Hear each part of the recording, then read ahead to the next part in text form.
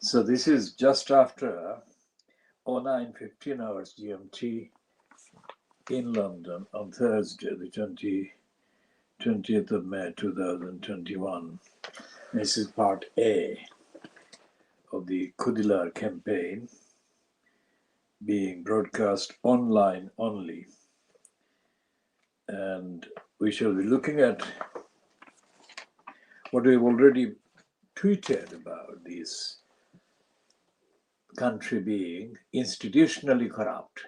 The institutions and individuals are corrupt. And the corruption, individual and institutional corruption, we are focusing on in context and about all the important issues that affect the safety of the public and the rights of the public. We shall take a look also at what we have seen as published by the Daily Mail Group, a report, including a video report, short video report by the former BBC Newsnight and Channel 4 reporter Michael Crick. Well, Channel 4 had employed Michael Crick before he went to the BBC, as far as I can recall. And Michael Crick gave one interview, or a clip of an interview with George Galloway. Now, George Galloway is a man from Dundee in Scotland, but whose political capital, and I mean the political capital he has created, has been at the expense of the Muslim community, both in the UK and abroad. And the fact that Galloway is totally callous in his references to his claimed association with the Muslims became exposed once again in that interview. He referred to his party, which is no longer Respect, but something else. And it is not the party that has been changing names in substance. It is Galloway who has been finding it difficult to sell his party, Respect or anything. Because every time he has been standing at public elections in the UK, especially every time he has been doing this since he was ousted from Bethnal Green and Bow, because the constituents, the electors, were not impressed by him at all. It was absolute disaster. Not in Bethnal Green and Bow, but he stood against Jim Fitzpatrick in the next door constituency, Poplar and Limehouse, in May 2010.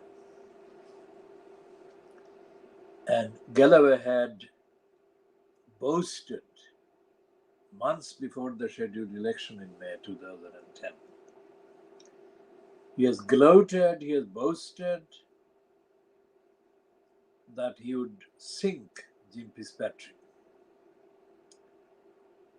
And he even boasted stupidly and offensively. In a constituency in the east end of London, he boasted about two Scots fighting one another politically in the East End. That was complete contempt shown towards the people of Poplar and Limehouse. And Galloway lost to Jim Fitzpatrick. And that showed that Galloway was completely fabricating the whole thing. He had no basis.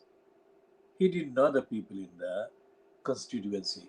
He didn't know the people in either constituency ever. So yesterday, when we saw the thing yesterday in the Michael Creek's piece. Well, when it was actually broadcast or recorded or put online by the Daily Mail, we have to check. So when we watched this just for factual, evidential, investigative purposes, we found that Galloway was completely callous in making references to various things in his political armory as he presented himself. He boasted that he was going to topple Keir Starmer. Well, Galloway had not been talking about toppling Keir Starmer quite in that way until the mainstream of the media in this country began to recognize that Starmer was likely to go. It has nothing to do with Galloway. But Galloway fabricates without any shame or without any awareness that anyone is actually monitoring his contradictions and his dishonest statements, unsubstantiated statements. And Michael Creek, who we have been covering from time to time, showed himself to be over-exaggerated in his kind of profile, investigative by-election specialist, and so on.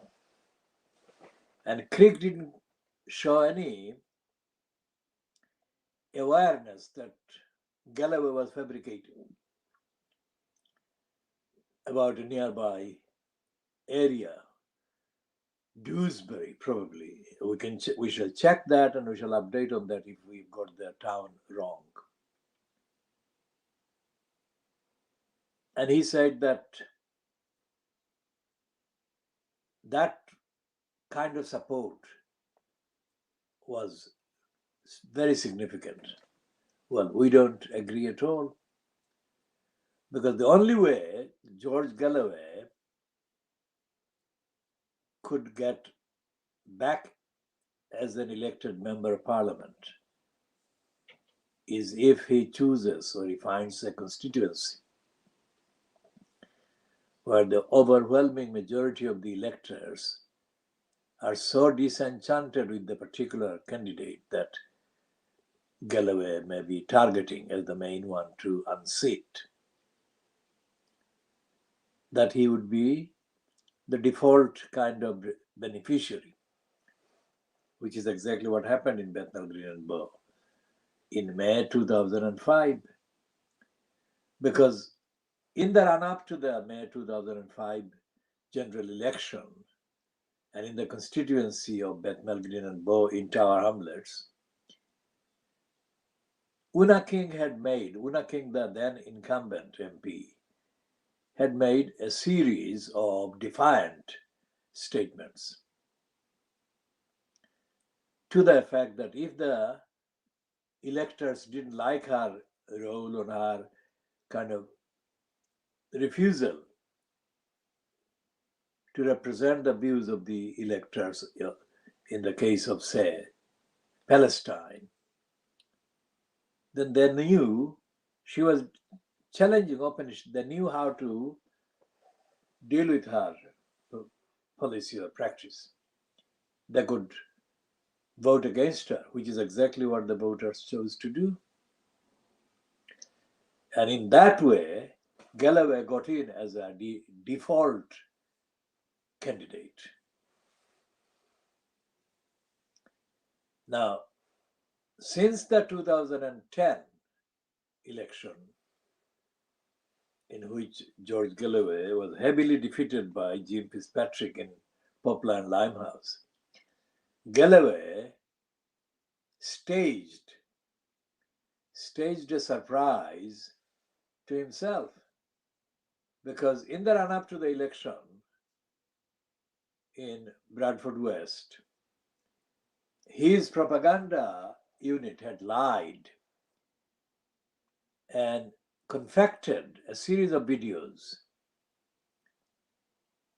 which compared Galloway with some of the most notable civil rights campaigners in the USA. And Galloway was painted as a successor or a similar person with similar track record as those civil rights campaigners, which is absolute criminal invention and lie. Those crooks who confected and cooked up that idiotic, absurd claim, of course, are not around to answer for their lies and lying. But Galloway never, ever came across as a campaigner against imperialism, racism, and anti-Muslim hostility in the way that he should have done if his boasted of following by the Muslims is to be substantiated. It is not. But the Bradford Labour Party's racism and other corrupt episodes prior to the election, by election, meant that Galloway got in by default and by lying about his role comparable to the American civil rights campaigners. So yesterday, the corrupt and invented kind of claim about the nearby areas near Batley and Span, the inventions and fakery were not questioned by Michael Crook, who actually has shown that he too is shallow. And here's, of course, Michael Crook has been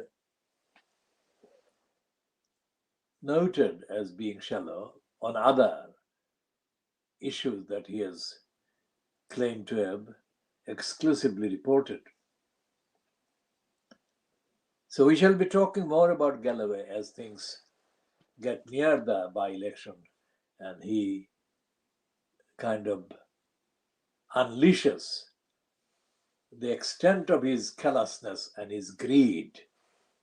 Because apart from Bradford West, all the other attempts by Galloway to upstage people, Galloway knows that he could never, ever get elected to the post of mayor in Newham. But he kind of spread a lot of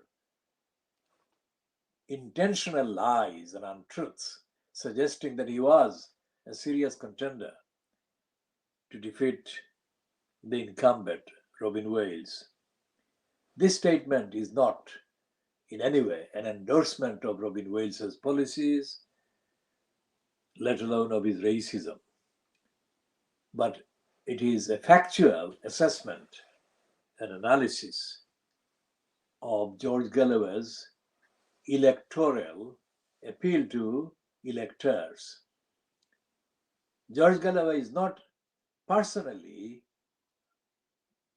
prominent, committed, respected enough for him to get elected in a place like Newark. And his then so-called respect candidates completely collapsed. They scored very small numbers of votes, thus exposing Galloway and his boasts. Now we have spoken from this campaign about Galloway not suing the BBC Newsnight for their particularly detailed report broadcast even before Galloway was in the East End of London, I think, or about that time. We can check again the actual date of the broadcast of that Newsnight item. And that Newsnight item included comparatively extensive references to Galloway's receiving money from the Pakistan People's Party, Benazir Bhutto, etc. Now, our campaign, independently of the Newsnight investigation, established several examples of Galloway receiving money from Benazir Bhutto's party. And we also established the completely fraudulent claim made by a so-called weekly newspaper that Galloway controlled at the time, and the so-called radio slot. Not the type that is available on the internet now, but this was done before the internet became the vogue. And when the money ran out, or the supply of the money to Galloway stopped, those media outlets stopped. While the money was running, flowing to him, Galloway was loudly, very loudly praising the Benazir Bhutto party and project. And when the money ran out, Galloway went silent on those two fronts. So these are fronts. Galloway constructs fronts near Pakistani or Muslim communities, or pretending to be a Muslim sympathizer.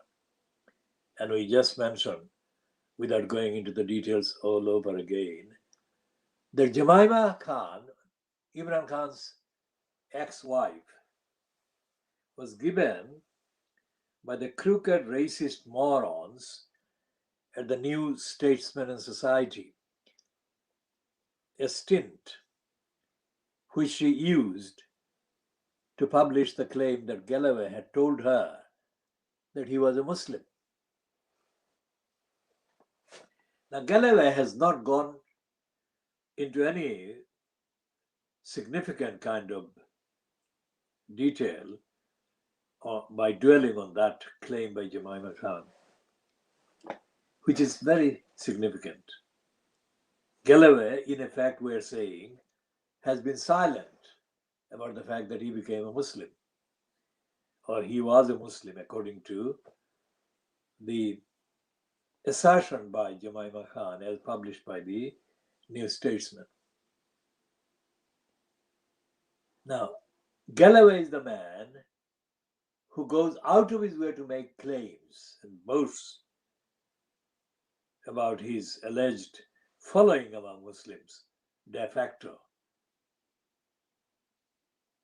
And yet he has been very silent about Jemima Khan saying that Galloway told her, Jemima Khan that is, that he, Galloway, was a Muslim or had become a Muslim, whatever the status. And he doesn't say anything about that. Curious and curious and curious. While Galloway was in place as the MP for Bradford West,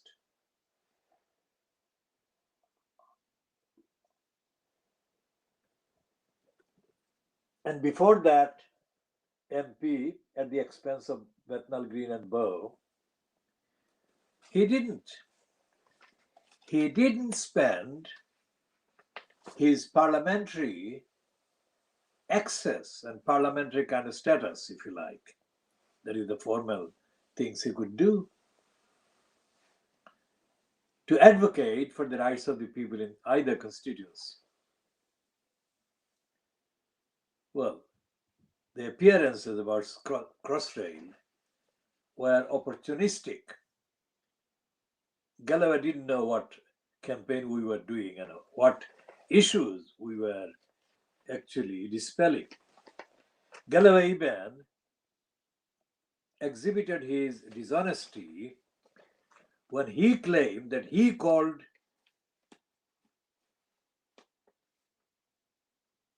the outlet Eastern Lies.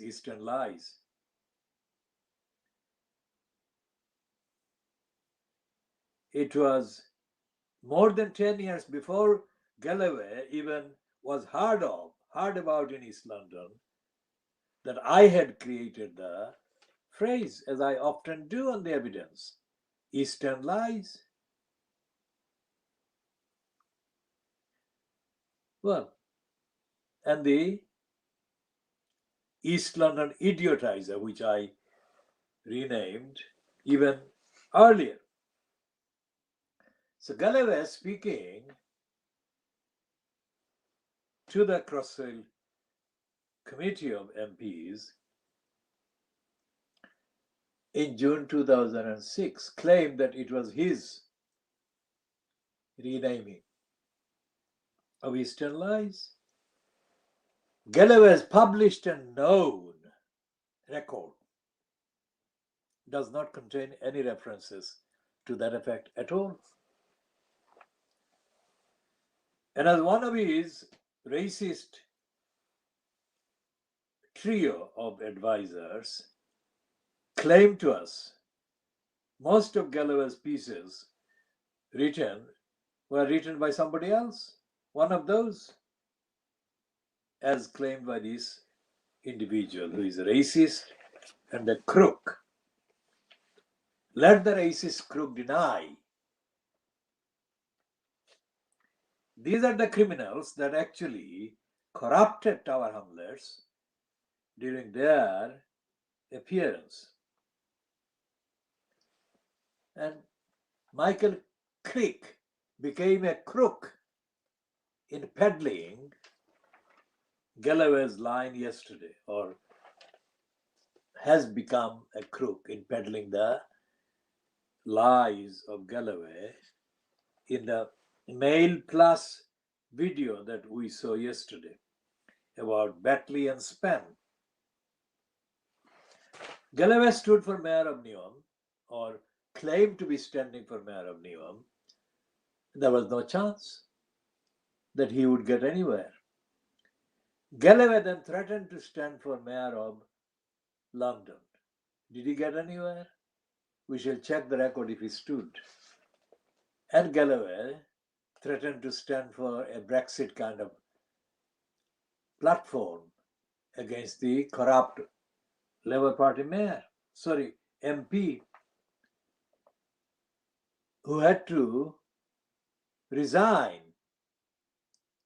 because of a recall petition against her that was successful in Peterborough.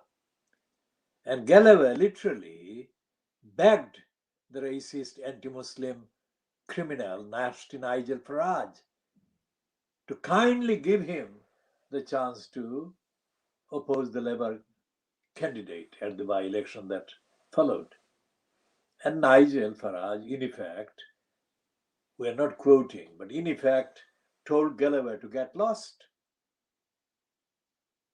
And now Galloway is resurfacing around the Yorkshire, Greater Manchester, area between Yorkshire and Greater Manchester, floating himself as a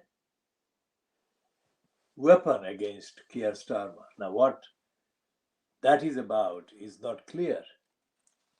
it looks like Galloway is personally targeting Keir Starmer, not for society.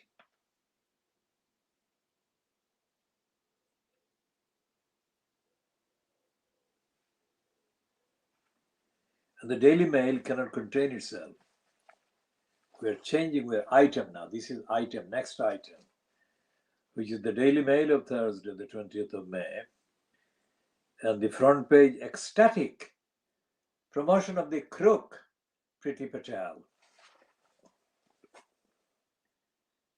The Daily Mail cannot contain itself. It says that hopes rise. This is a deliberate criminal attempt by the Daily Mail crooks to hide the impact and the presence of the Indian variant and the role played by Boris Johnson. So this is not about the public. This is about Boris Johnson and shielding Boris Johnson's image and career.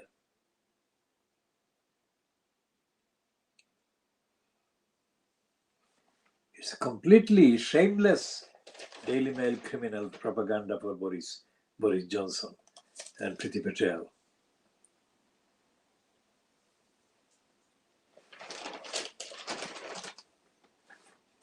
And it's all joy, joy, joy. These criminal liars of the Daily Mail are crooks.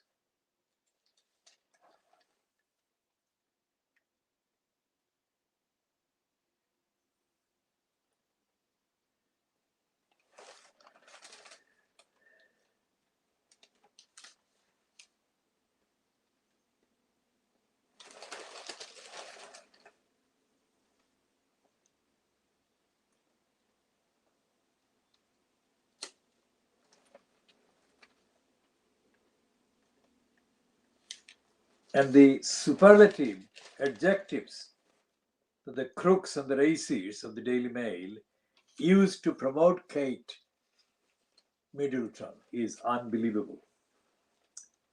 Anything she touches turns to gold.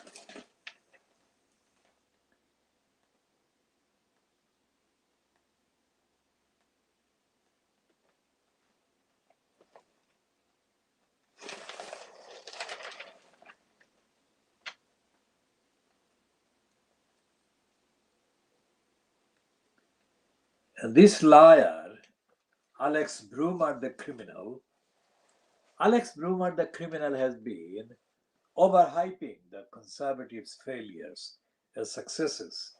And this crook is now confessing. He's saying there is a time bomb at the heart of our economy, and I fear it started to tick. And it is preceded by the introductory line, as the inflation rate doubles, a stark warning. There's a time bomb at the heart of our economy, and I fear it started to stick. This criminal should be prosecuted, as should the criminal Andy Haldane at the Bank of England. That crook said only a few weeks ago that the UK economy was going to witness increase at the fastest rate of growth not seen for 70 plus years, only a few weeks ago.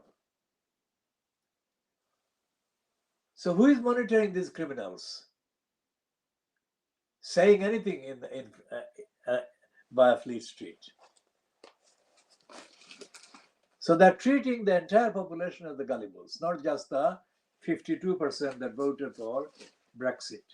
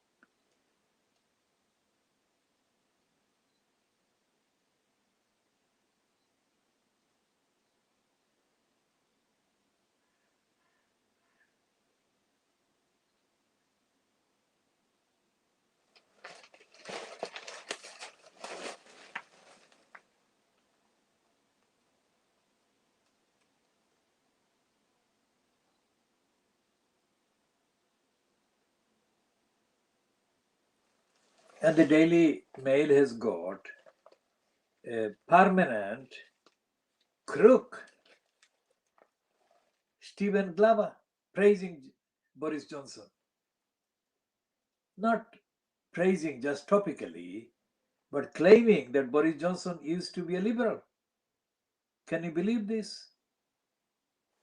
So this is Fleet Street. What we are doing here is conducting the world exclusive diagnosis of the crooks, criminals, racists, and liars of Fleet Street.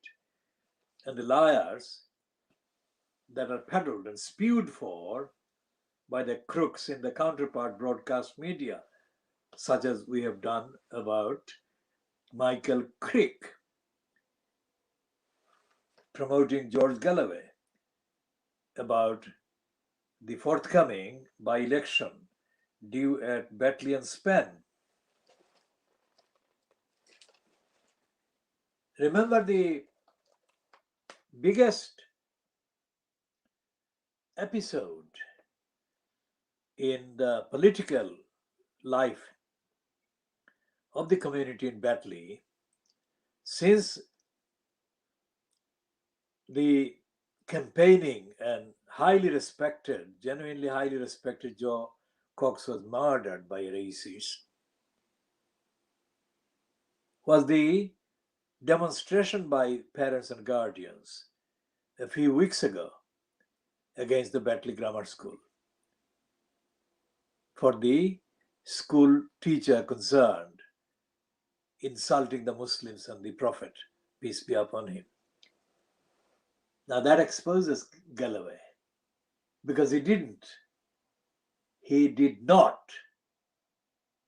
Galloway did not say a single word, as shown by Michael Crick, about the Muslims writes, nor did Galloway come on the record to contest Trevor Kavanagh, who condemned the Muslim parents and guardians. Nor did Galloway say a single word about the Archbishop of Canterbury, who too criticized the protesting parents and guardians. Nor did Galloway say a single word about Gavin Williamson, who was the first of the Boris Johnson-fronted cabal of government ministers to attack the protesting parents and guardians. This is all political, and Galloway didn't have anything to say about any of that.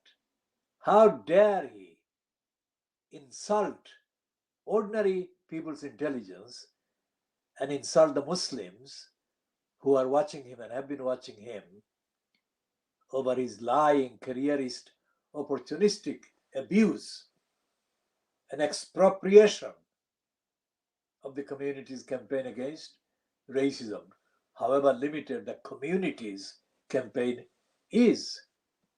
Because our campaign, we do not identify ourselves as part of the inactive, servile, zombified, stooged role-playing members or aspects of the community. We represent the alert, awake community against racism, against injustice of every kind and description. And we do that by upholding the highest standards of ethics, morality,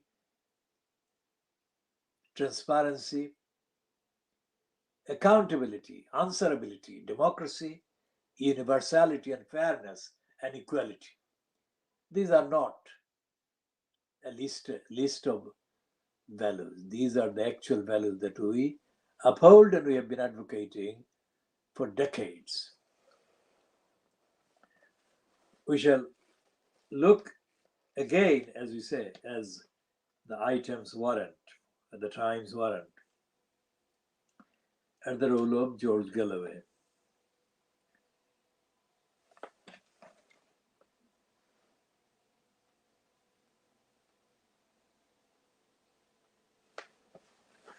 Now here is a piece by Jenny Murray, and she is described as unleashed and uncensored. The stupidity of the Daily Mail knows no bounds, and here is a piece about Kate Winslet's right to oppose a book about her life. Kate Winslet's performance in Sky Atlantic's drama Mayor of Easttown is amazing. Very few women can go from dumpy, plain, and dull to gorgeous and stunningly beautiful in the same show. I have always found her to be frank and open, and think she has a perfect right to say no to the veteran author Gary O'Connor, who wants to write her biography. No matter how famous you are, surely we all have the right to a private life, only to be revealed if we so choose.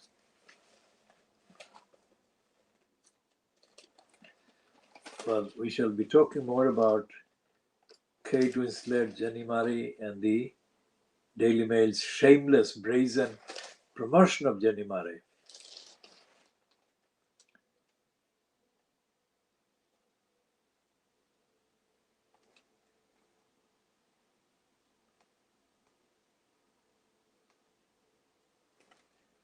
And the Daily Mail admits that the murder of Daniel Morgan in 1987, the inquiry into his murder, now 87, 97, 2007, 2017, 34 years. That's 34 years ago. So there is an admission by the Daily Mail, but it's not a full admission. Let's make it very clear to anyone who is serious, who is watching this with serious interest about the contents and the substance of what we broadcast. As I say again, this is described by us as the world exclusive diagnosis of Fleet Street. And we elaborate on that by saying that there is no comparable program anywhere that looks at the role of Fleet Street or any similar corresponding group of papers anywhere in the English language world, if you like, of press and papers. And we include all the main broadcasting outlets in North America, in Canada, Western Europe, and of course the United Kingdom and in the Middle East and in the subcontinent. There is nothing, because in India, because of this huge size of the population, the numbers of English language outlets outweigh the combined numbers of the entirety of the rest of Asia apart from China. The China is not part of the English language sphere, essentially. And we include Japan, because we look at the contents of the papers, the Fleet Street papers, and we look at the agenda they follow, and we look at the connection between the papers, the agenda of the papers, and the mainstream of the English or England-centric UK Parliament and government. And we conclude on the evidence every day, every time, that Fleet Street and the government and the political parties, including the Labour Party, are corrupt. They are racist and they are unfit for purpose.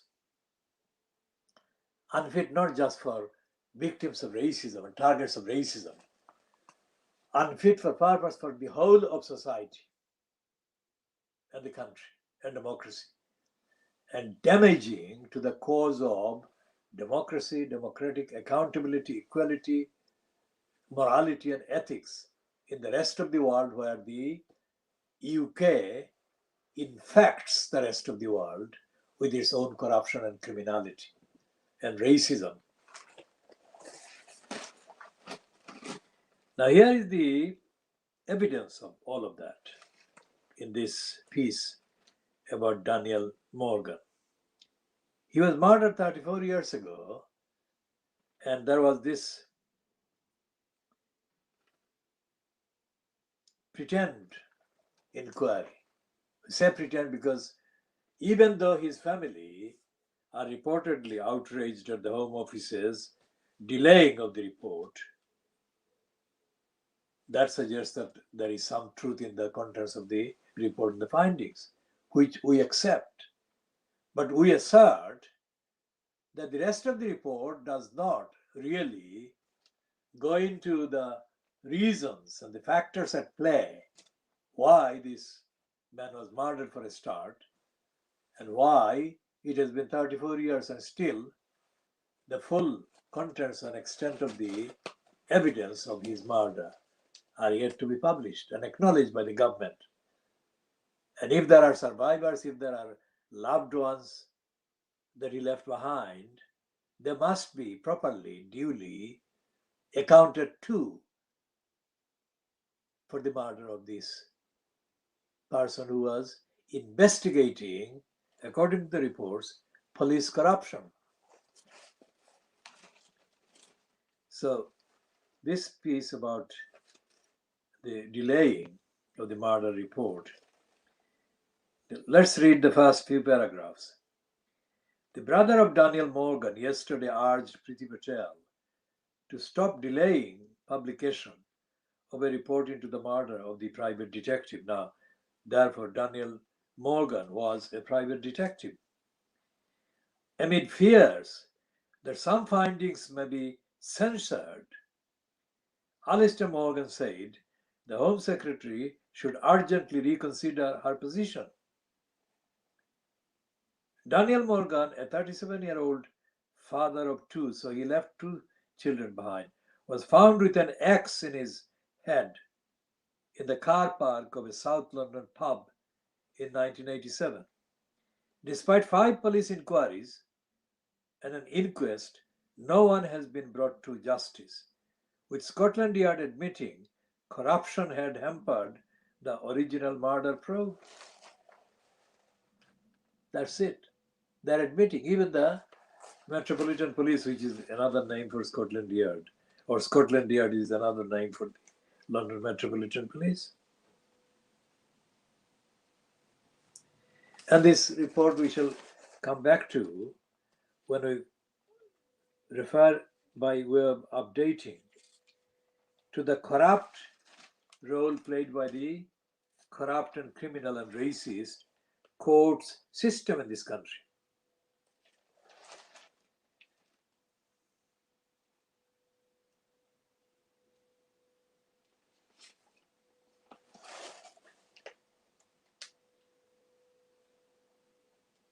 And the corruption goes with the drunkenness of the British.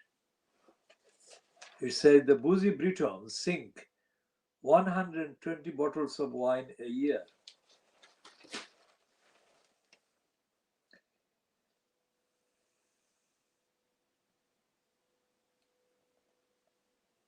So the ranking, how countries compare, and they got a ranking and country and consumption in liters of pure alcohol. So Czech Republic has got 14.4 liters of pure alcohol, and at number 16 is the United Kingdom with 11.4 liters of pure alcohol consumed by each individual. And at number 52 is Saudi Arabia, which has got 0.2 liters. And the group average is European Union, 11.3 liters, OECD 10 liters, and G20 7.9 liter. And the source is Organization for Economic and OECD. So Organization for Economic and what? That we shall be Organization for Economic Cooperation and Development. That is OECD. So the OECD is the source of this information as to the comparative amount of pure alcohol consumed by each individual every year.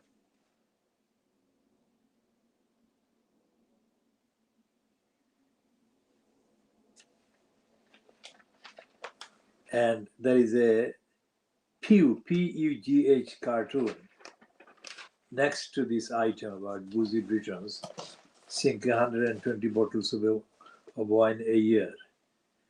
So there are two people sitting next to each other on the sofa, and one of them is saying, "Do you ever think it would be easier just to buy the chateau?" That is to say, the wine makers, because there is so much alcohol beer, wine being consumed. And even the Daily Mail, which is shamelessly engaged in saving the career of Boris Johnson, the liar, it uses this word scandal about Boris Johnson's behavior policy. Holiday fiasco borders on the scandalous. They don't say it is scandalous. They're saying just short of scandalous. So they are not giving up on corruptly shoring up the corrupt career of a crooked politician that is in place at number 10 Downing Street and causing mayhem to the population, and they're still not prepared to condemn him. Compare their role if this individual was Jeremy Corbyn. They would have literally declared a war on Corbyn if he had been found responsible for even a fraction of the criminality and negligence and neglect that Boris Johnson perpetrates every single time.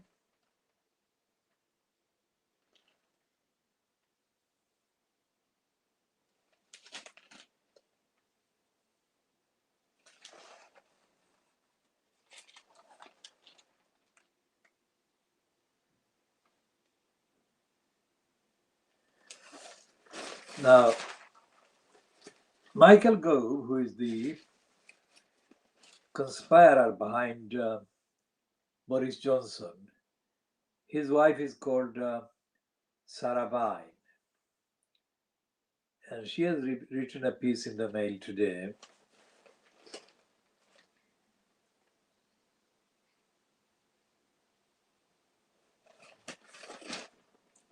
Why I am not surprised so many women are obese. A staggering 1 million people have gone to hospital due to weight problems in the past year, most of them women. Here, Sarah Vine says, lockdown stress and comfort eating have been a toxic cocktail. Now, that is also to do with the fact that in this country there is no real environment for education. Education about vital aspects of life. And the schooling that is mistakenly called or wrongly called education is totally unfit for purpose.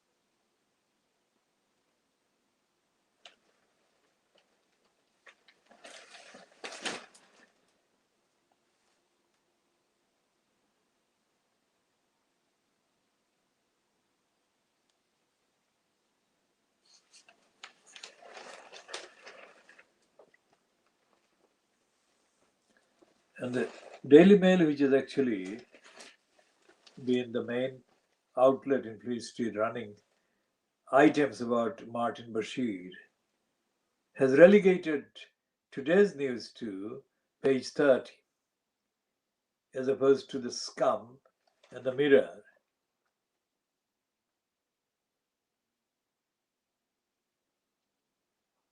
Running the items, two different items about television on their front pages.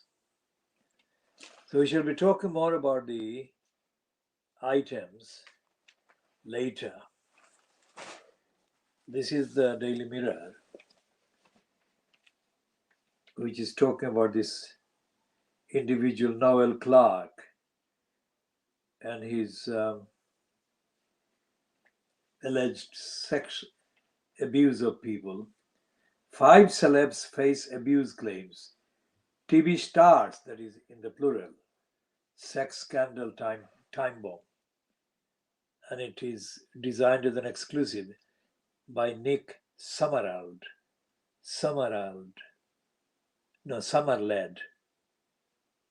A host of male celebrities face sex abuse claims in the wake of the Noel Clark allegations. Let's put it this way.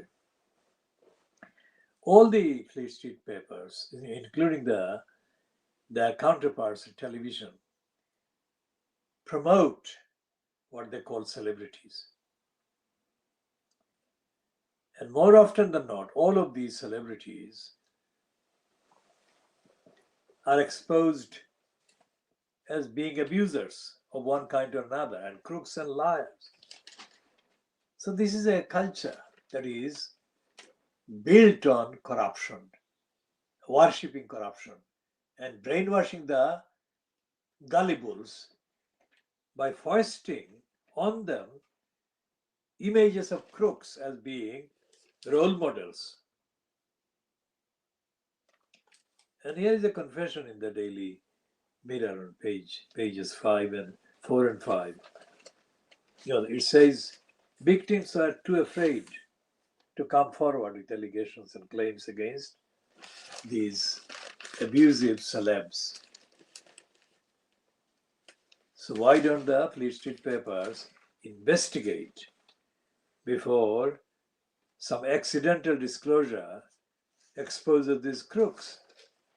Accidental disclosure as against these newspapers doing the investigation, which is what they should be doing, but they never do.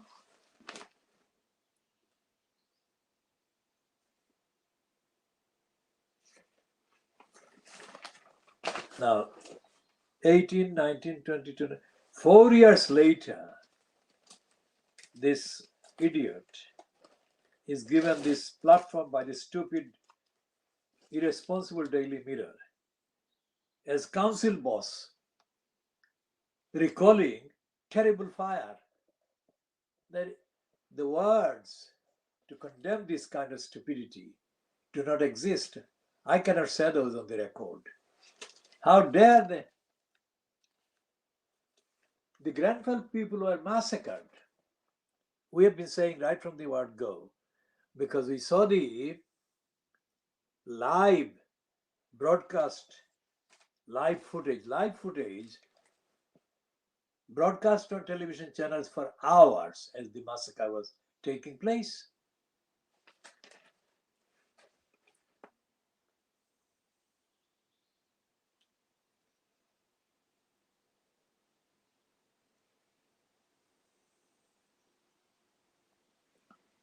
And this liar, the criminal, denied all responsibility on the part of the local council, Kensington and Chelsea, in the immediate aftermath of the massacre. And now he's being quoted as saying he feels sorry for the victims. How dare he?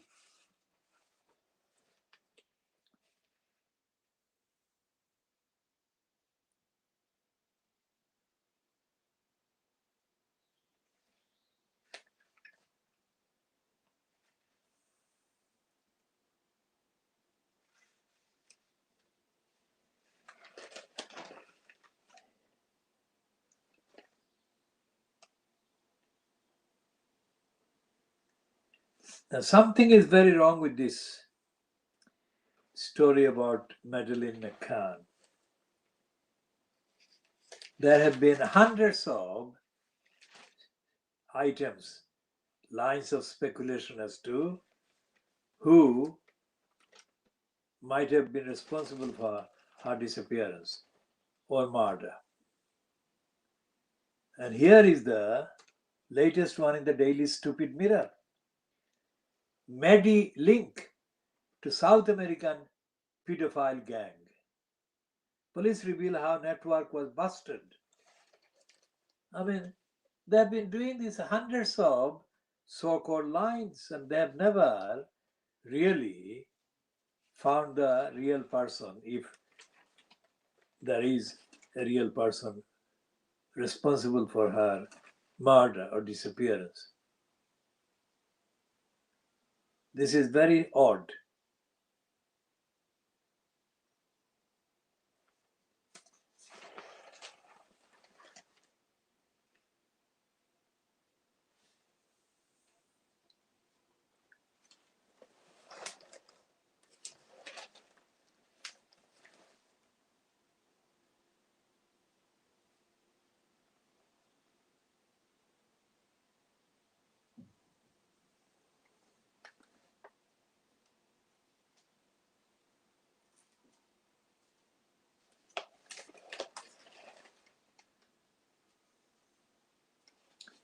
So there is on page 20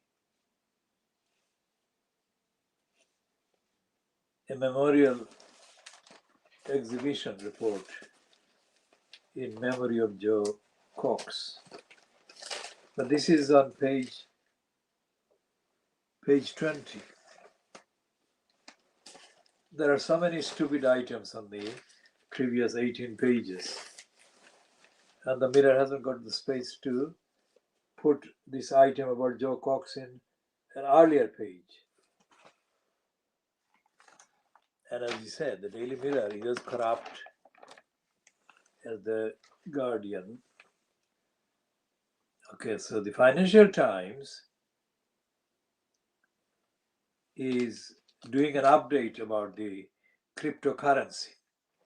The cryptocurrency is being cracked on by the Chinese government.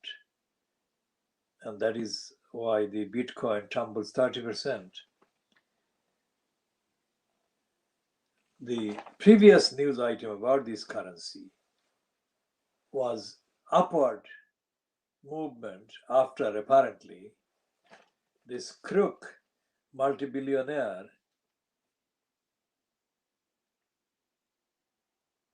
Tesla owner had said something positive.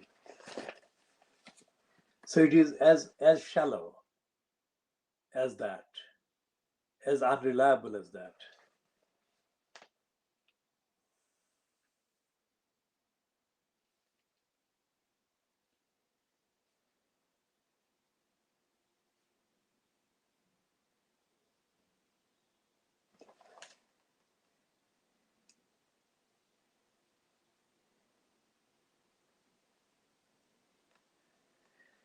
And the Bank of England's role is being featured here. The Bank of England sanguine as price rises threaten 2% target. The rate of inflation more than doubled in April to 1.5%, with the cost of eating out and the price of clothing rising sharply. One economist said inflation would continue to climb in the months ahead, but that any move past the Bank of England's 2% target would be temporary, and the central bank was still on track to keep price rises under control. Now, this is contradictory because Alex Brumer, the finance and economics editor at the Daily Mail, or the chief writer at the Daily Mail,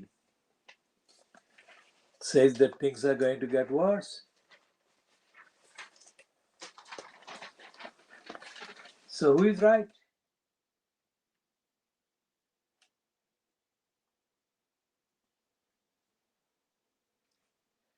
And there is a threat against Europe about migrant surge. And it is saying that Spain's migrant surge is a warning shot for Europe. Remember the various accounts that have been published in the last 1 year about shortage of local people prepared to do the work that the migrants usually do. If that is the case, then why should it be treated as a threat for Europe if migrants are reappearing?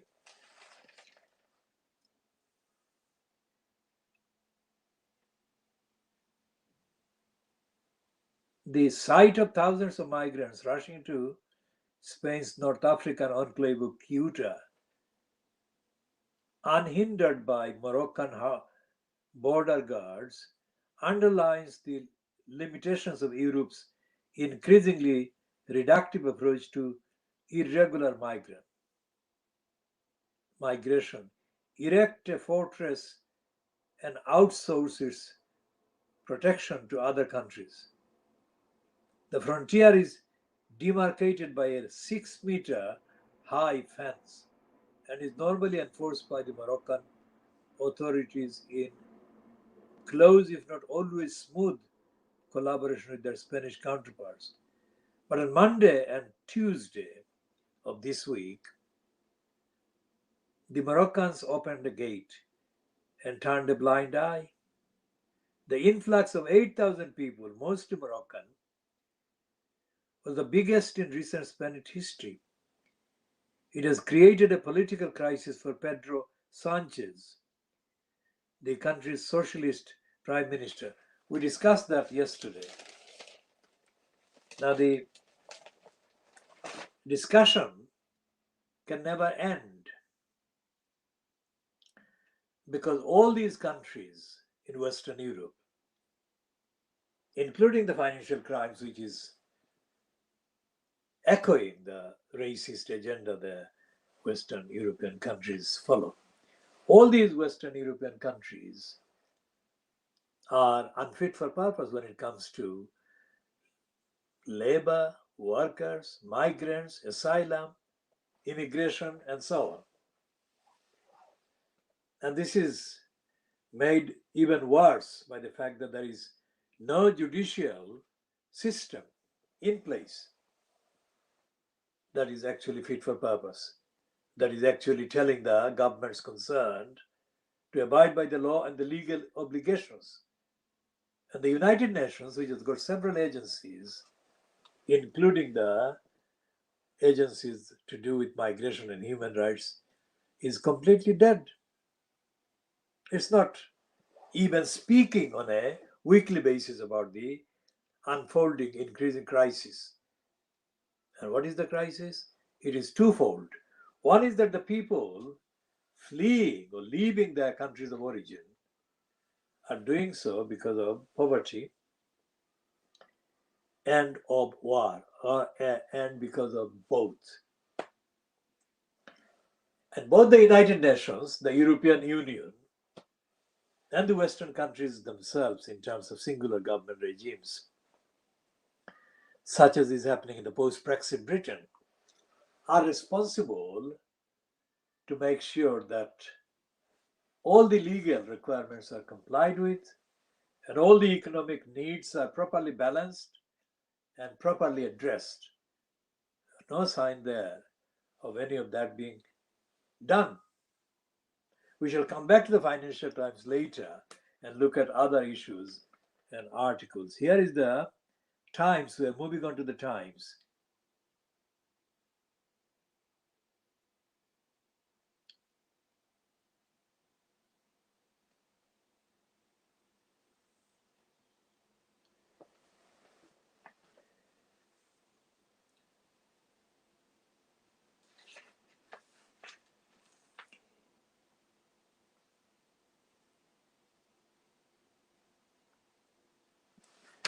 And the Times is publishing a completely contradictory item about the end of lockdown next month, which is contradicting the last 7 days of the Times' coverage.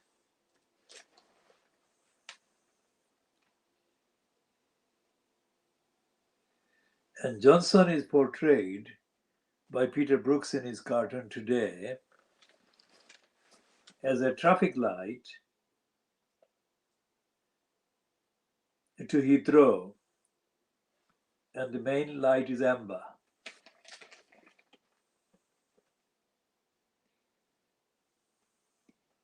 And there is a confession by the columnist, right-wing columnist Ian Martin, confessing there is a vacuum of ideas in our politics. Now, anyone watching this program would know that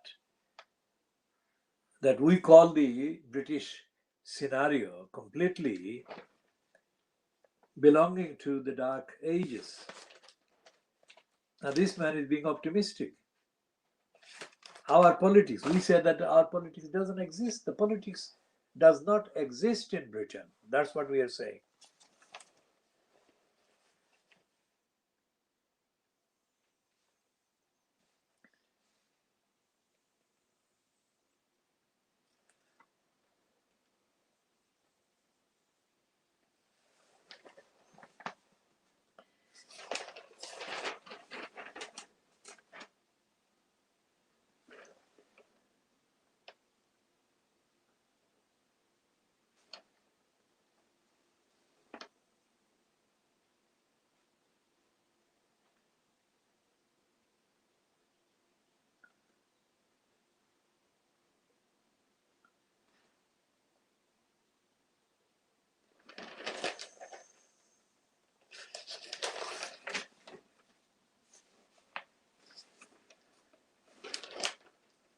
And the coverage of the arrivals at Heathrow from various destinations, the coverage shows that there is absolute chaos and there is unfitness and there is all chance and all symptoms of the virus not only not disappearing but actually coming back to greater surges.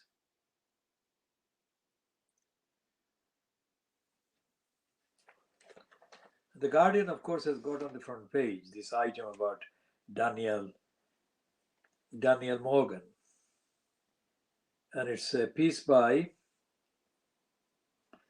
the Guardian's police and crime correspondent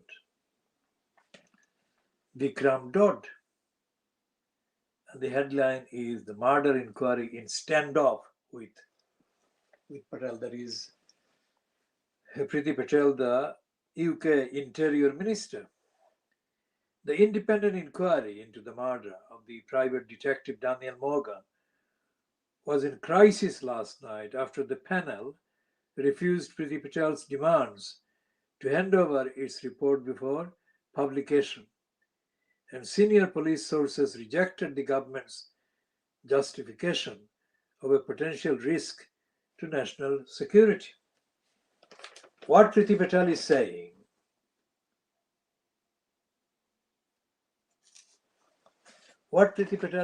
is that publishing the report into Daniel Morgan's murder would jeopardize UK's national security, which means that corruption is the national security, preservation of crooks and continuing impunity to criminals in the police, corrupt police persons, is national security. We shall go back to the state of the police as we have been exclusively diagnosis. But we look at this one about the Grenfell Tower massacres, and on page 17 of today's Guardian there is this piece. I don't think we saw the bigger picture. We could have done better. Grenfell inquiry. Council lacked humanity. Housing chief admits. Of course, it committed the murder, the massacre. It was inhumane and it was done by the Kensington and Westminster. Sorry, Kensington and what council is it? Chelsea. It's a piece by the social affairs correspondent Robert Booth, a Tory housing chief with oversight for Grenfell Tower, has admitted the council lacked humanity in its handling of residents before the 2017 fire that killed 72 people. We never accept that. It didn't kill, it massacred. And we have given explanations before. Now here is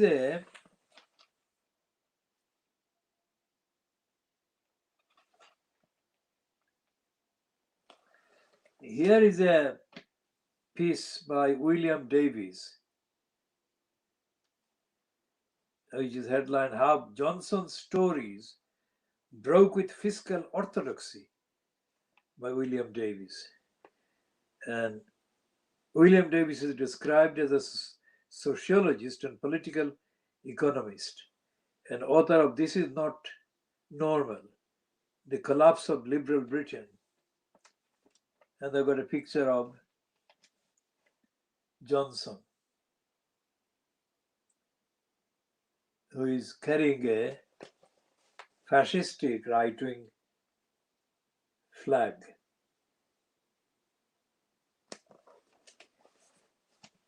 And walking out of society, normal society.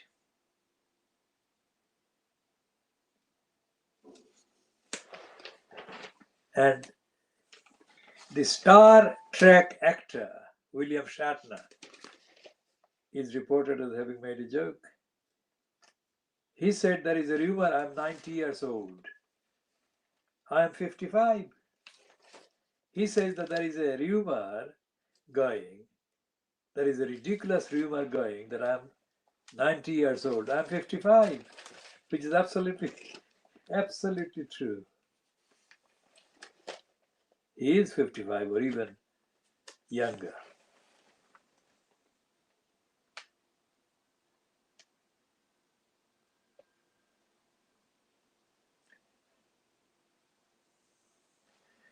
And there is a piece by the husband of this Guardian's editor,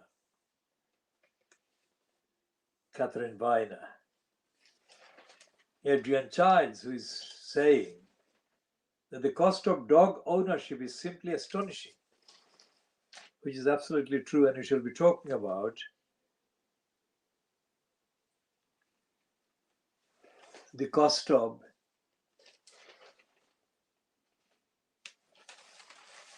looking after animals. And this is the one that I'm talking about,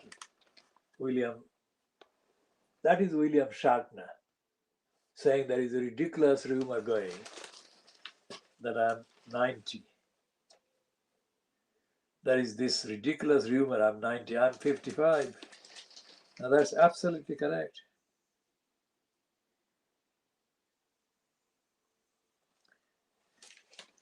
And, oh my God.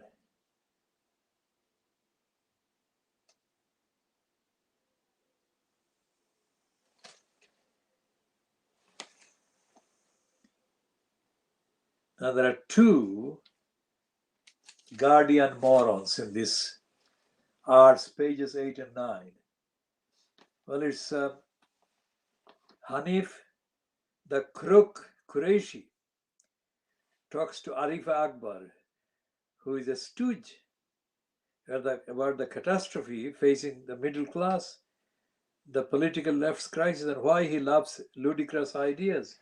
Now, Arifa Akbar is a stooge, but Hanif Qureshi is the criminal liar that I confronted at the Institute of Contemporary Arts.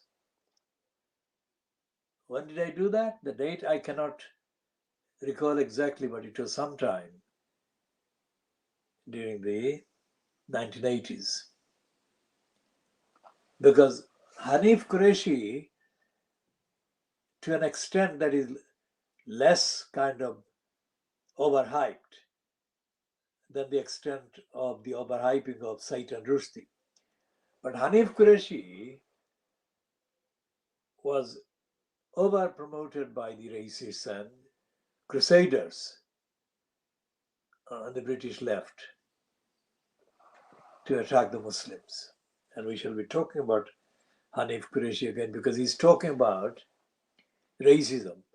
Now he was an instrument of racism and racist fabrication in Britain, especially the racism against Muslims.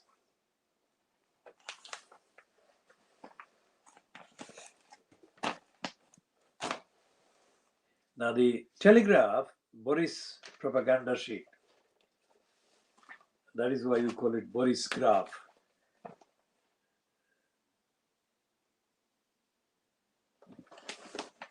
Which is running an excuse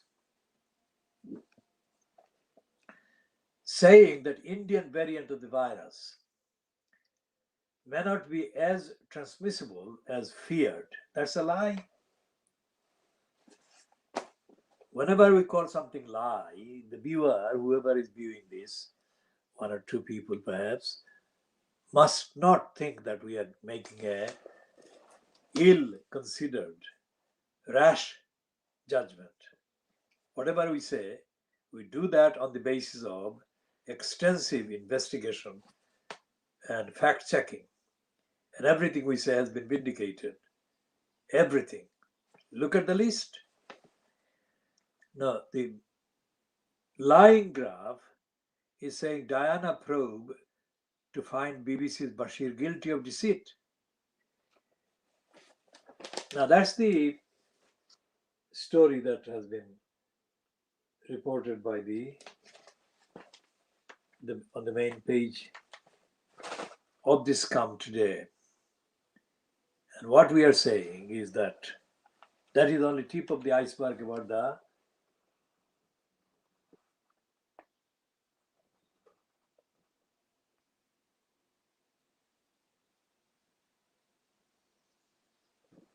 about the lies of the BBC, the lying of the BBC.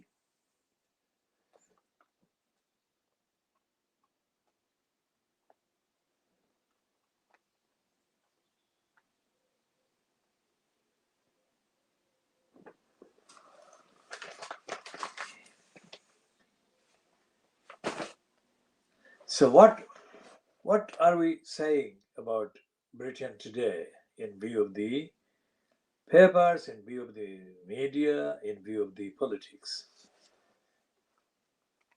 That it is a country where institutions are corrupt and are brazenly so.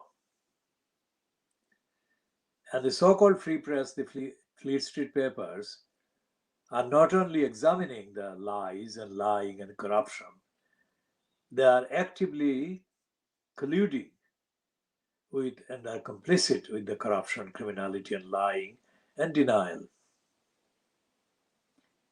And this is all about the central government, the central parliament, even when it is including references to the likes of George Galloway, because Galloway's kind of ambition related to the House of Commons, getting there. And when Galloway appeared before the Crossrail Select Committee of Members of Parliament, MPs Select Committee, which itself was typically dodgy and made of time-serving crooks and criminals, Galloway made a false reference to the Khoodeelaar campaign leaders. Now, Galloway knew that there were no leaders, there were no plural.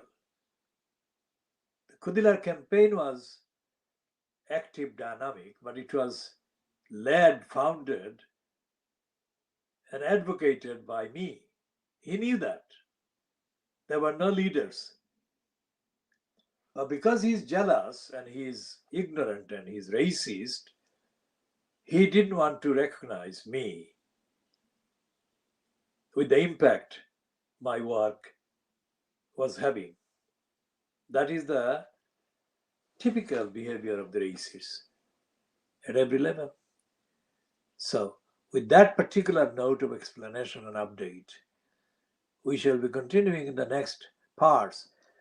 The reason why we may not broadcast the number of parts that we do plan is to do with the current logistics, which might be in the current state of unpredictability or unreliability that we have been experiencing for another week or so because of availability and access to technical inputs and technical equipments. So this is coming to an end. This is part A coming to an end at this time. And we shall be continuing, as I said,